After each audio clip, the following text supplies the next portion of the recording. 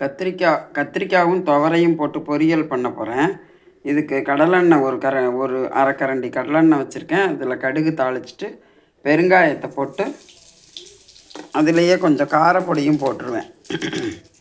காரப்பொடியும் போட்டுட்டு இந்த கத்திரிக்காய் துவரையை போட்டுட்டு கொஞ்சோண்டு ஒரு அரை ஸ்பூன் உப்பு போட்டு வதக்கி விட்டுணும். அவ்வளோதான்.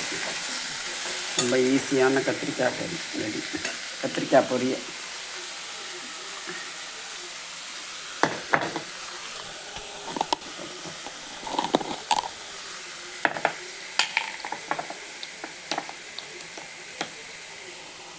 அரை ஸ்பூன் உப்பு போட்டு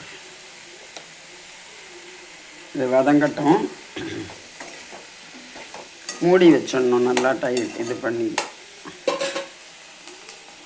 இது மாதிரி மூடிட்டிங்கன்னா ஒரு 10 மினிட்ஸில் கத்திரிக்காய் வெந்துடும்.